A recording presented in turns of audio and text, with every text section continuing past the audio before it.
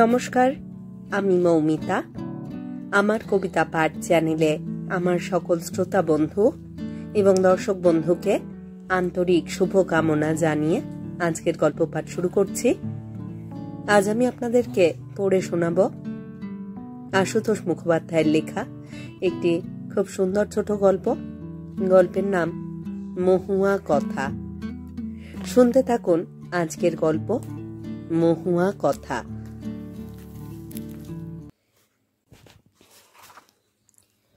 টেলিফোনে আগেই খবরটা পেয়েছিল অমরেশ। কাজের ফাঁকে ফাঁকে অন্যমনস্ক হয়ে পড়ছিল। রমাপতির পরে শ্রী নিরুপমাও ফোন করেছে, জানিয়েছে ডাক্তার চলে যাবার পরে সে নিজের ঘরে চলে এসেছে। নিজের ঘরে মানে নিচের তলায়। বলেছে হাজার হোক ভাসুর মানুষ তো, তার সামনে সে এ ধরনের রোগী আগলে বসে থাকে কি করে? অস্বস্তি লাগে বাপু, যাই বলো। কারখানায় বসে অমরেশ মাল চালান পাঠাচ্ছিল আর ভাবছিল, পার্টির অর্ডার এবং অভিযোগ আদি দেখছিল আর ভাবছিল। বেলা 3টে নাগাদ রমাপতি কারখানায় এলো। নীরব জিজ্ঞাসায় মুখ তুলল অমরেশ। অল্প একটু হেসে রমাপতি নিজের টেবিলে গিয়ে বসল। অমরেশ খানিক অপেক্ষা করে বলল, আজ আবার আসতে গেলি কেন? এলাম, ভালোই তো আছে এখন। রমাপতি টেবিলের কাগজপত্র হাতের কাছে টেনে নিয়ে এলো। মানুষটার পায়ের নখ থেকে মাথার চুল পর্যন্ত জানা আছে অমরেশের। খুঁচিয়ে না বার করলে ওটুকু হাসি আর ওই জবাবটুকুই শেষ। উঠে কারখানার ভিতরে একবার টহল দিয়ে এলো অমরেশ।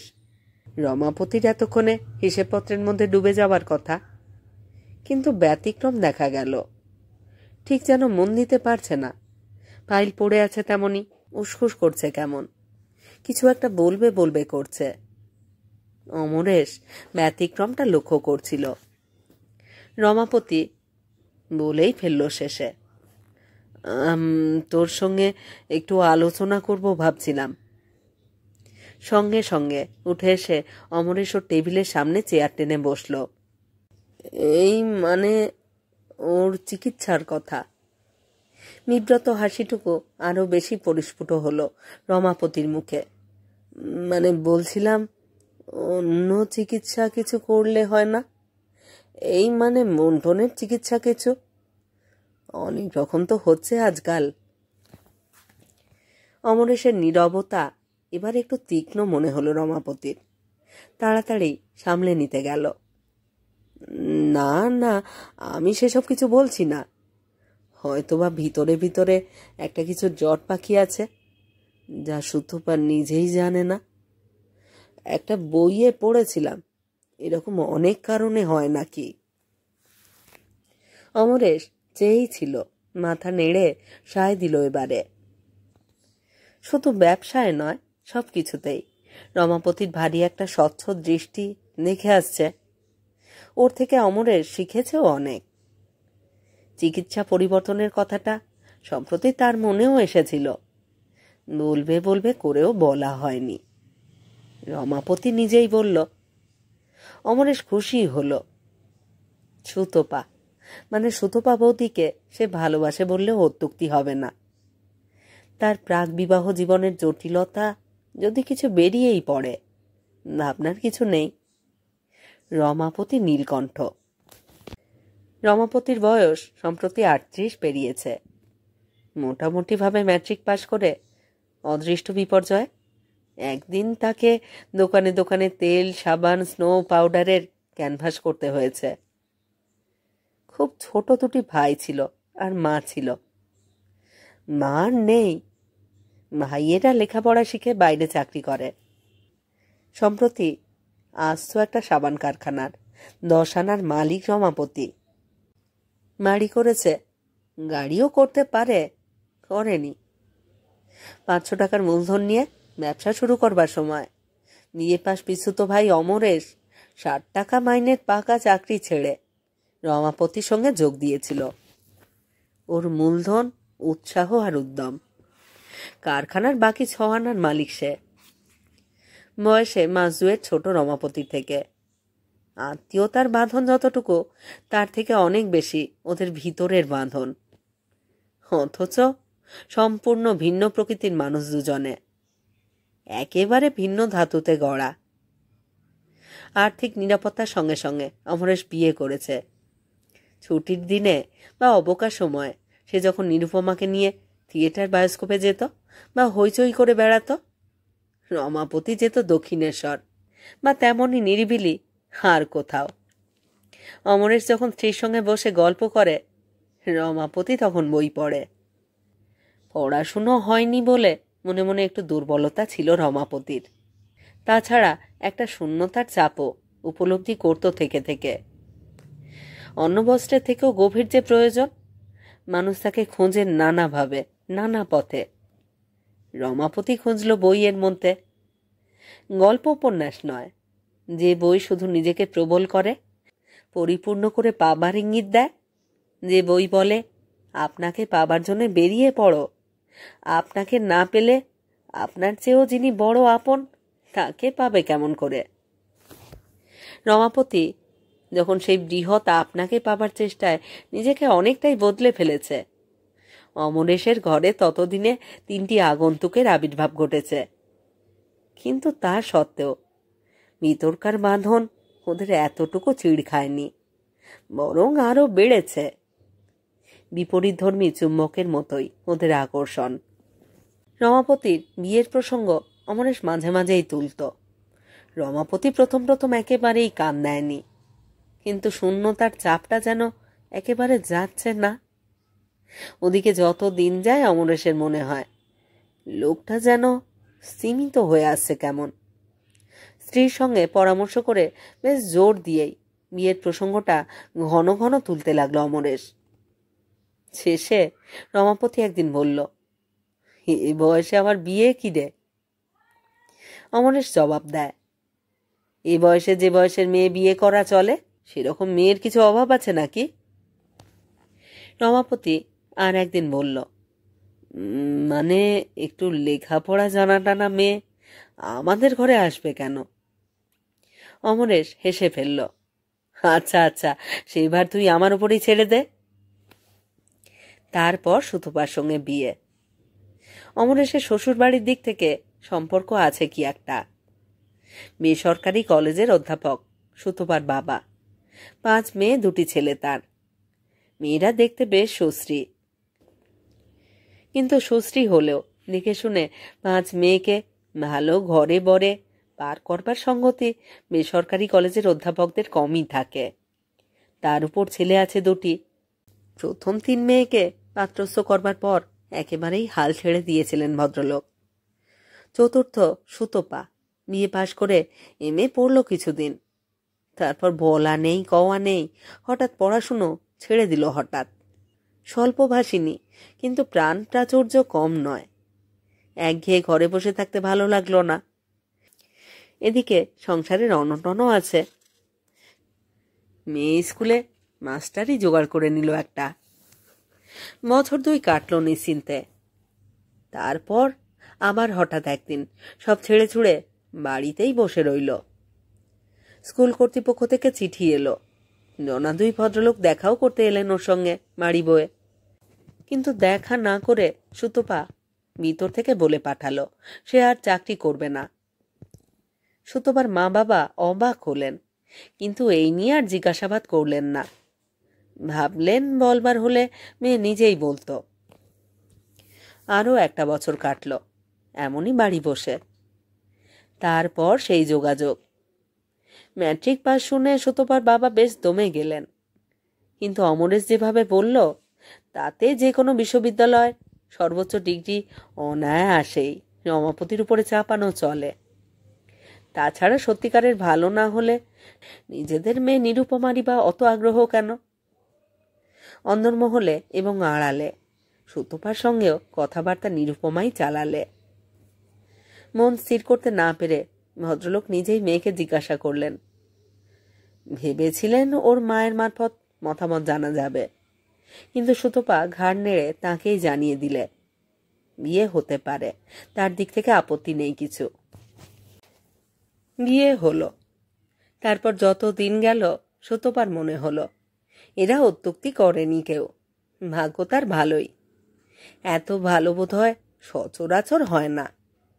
একটা ধীর সৌম্য প্রশান্তি যেন মানুষটিকে ঘিরে আছে। সান্নিধ্য মাত্রেই শুচিস্পর্শ বোধ জাগে। আনন্দে হেসে উঠে ঠাট্টাও করেছে। সাবানের কারখানার গুণ অনেক। অমরেশও সেখানে ছিল, সেও বলতে ছাড়েনি, ও সাবানের কারখানায় যেন আর কেউ কাজ করছে না। সুতপা তৎক্ষণাৎ জব্দ করেছে ওকে।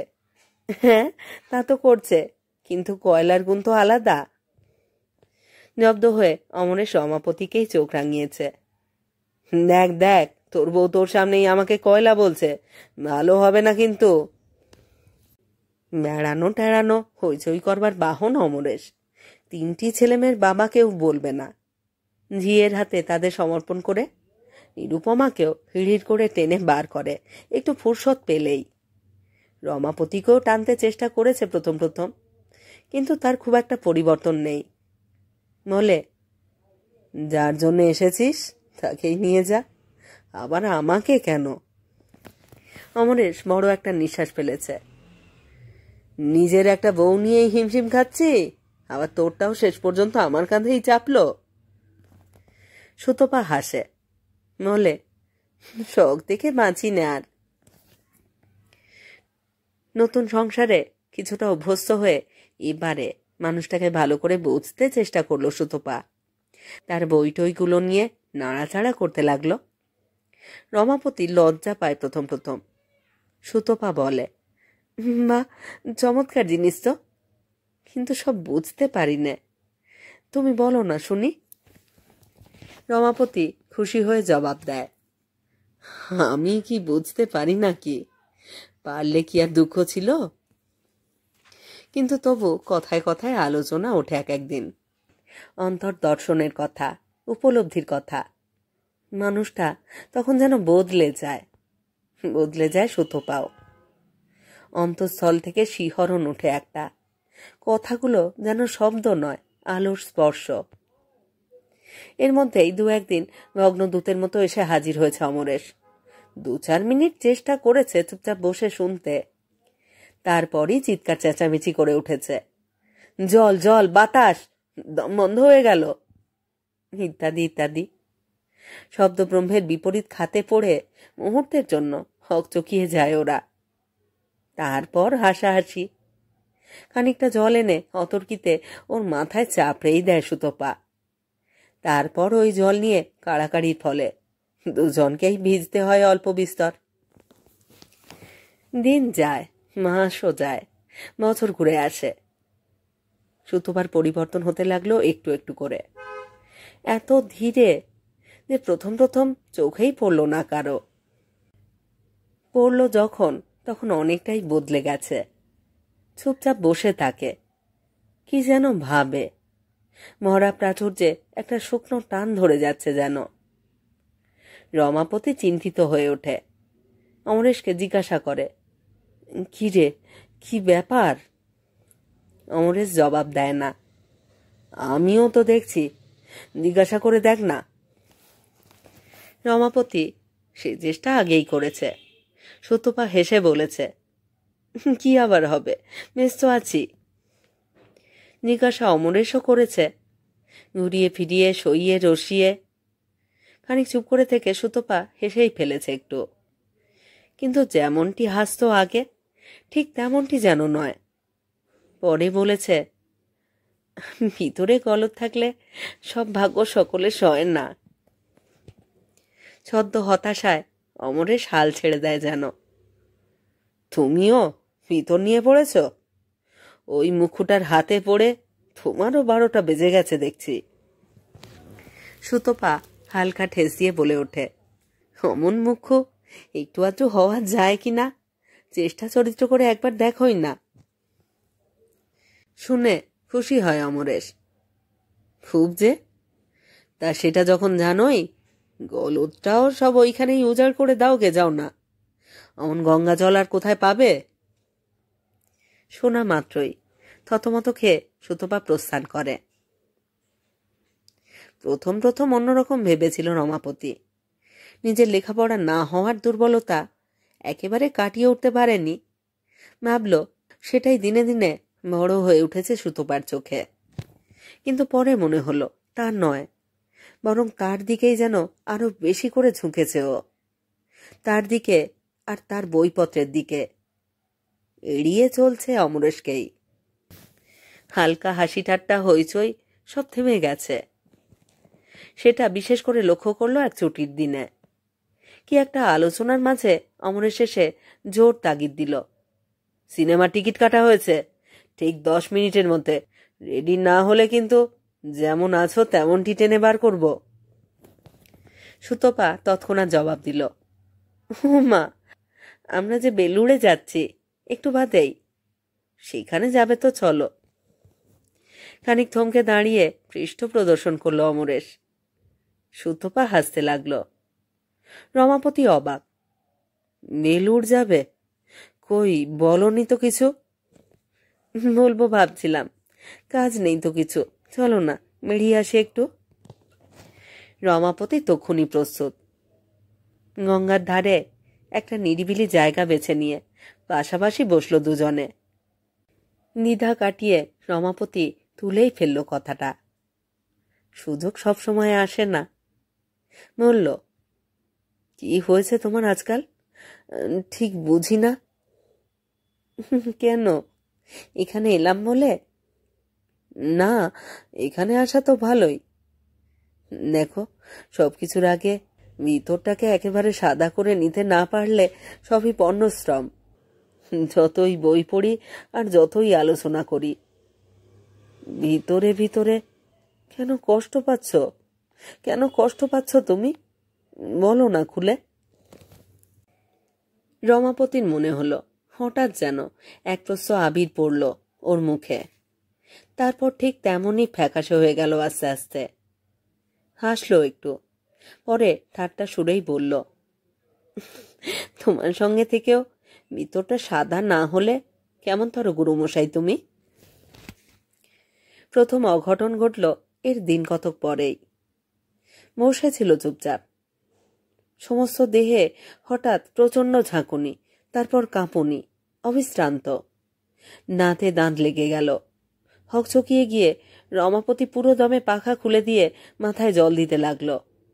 কিন্তু কাঁপুনি বাড়ছেই।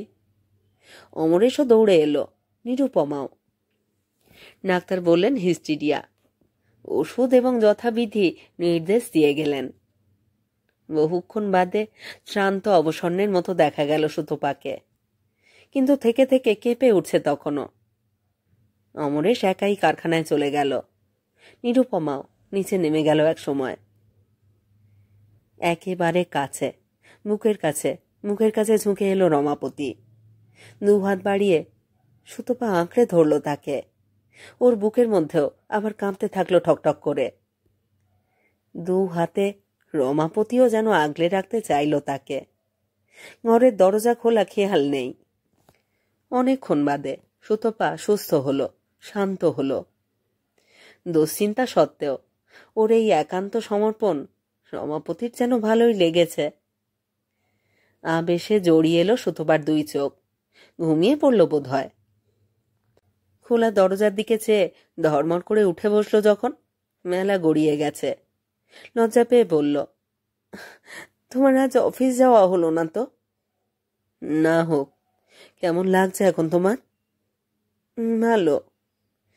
হঠাৎ কিরকম যেন হয়ে গেল। তুমি বরং কারখানা থেকে একবার ঘুরে এসো। আর কিছু ভয় নেই, বেশ হালকা লাগছে এখন। প্রথম সূচনা এই। মাঝে মাঝেই এরকম ঘটতে লাগলো। তারপর বছর ঘুরে এলো একইভাবে। ডাক্তার আসছে একজন ছেড়ে আর একজন। কাজে কর্মে মন দিতে পারে না রমাপতি। কারখানায় যাওয়া বন্ধ করতে হয় প্রায়ই। অসহায় ছোট মেয়ের মতোই সুতপা ওকে আঁকড়ে ধরে থাকে তখন। অমরেশের কাছে মনের চিন্তা ব্যক্ত না করে পারে না নিরুপমা। নিজেরাই তোড়জোড় করে বিয়ের ব্যাপারটা ঘটিয়েছে, এজন্য দায়িত্ববোধ স্বাভাবিক। অনেক কথাই এখন মনে উঁকি ঝুঁকি দিচ্ছে তাদের। সুতপার এমএ পড়া ছাড়ার কথা, তেমনি হঠাৎ তার স্কুলের চাকরি ছাড়ার কথা। বাড়িতে লোকজন আনাগোনার প্রসঙ্গ নিয়েও কথা হলো। নিরুপমা বলল, কি জানি বাপু, বুঝি না, যা চাপা মেয়ে, তখন থেকেই মনের মধ্যে কিছু একটা হয়ে আছে কিনা কে জানে। ভালো থাকলেও তো আজকাল নিচে সিঁড়ি মাড়ায় না, সারাক্ষণ ওই ছাই ভস্য তত কথার বই নিয়ে আছে, নয়তো দাদার মুখে শুনছে সেই সব কথা।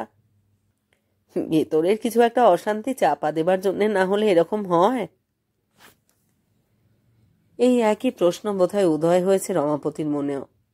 বিয়ের পর প্রথম প্রথম পড়া বা চাকরি ছাড়া নিয়ে তার সামনেই সুলো ঠাট্টায় অমরের সুতপাকে বিব্রত করতে চেষ্টা করেছে অনেকদিন। ইদানিং নিবিড় মমতায় রমাপতি অনেক চেষ্টা করেছে ওর মনের ভিতরটা উন্মুখ করে দেখতে।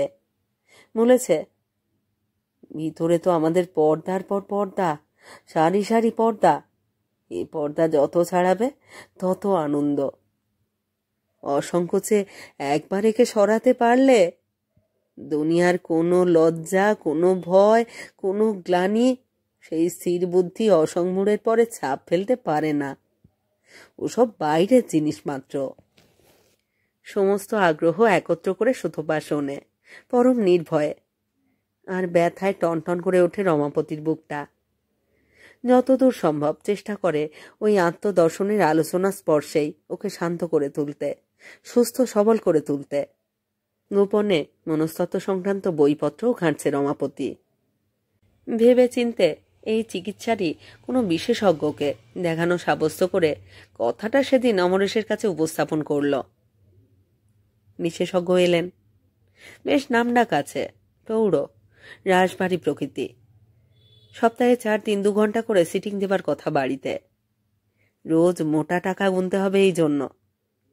সেজন্য ভাবে না কেউ, কিন্তু তার চিকিৎসার গতি পদ্ধতি দেখে খুব একটা আশ্বাস পাচ্ছে না রমাপতি কিংবা অমরেশ।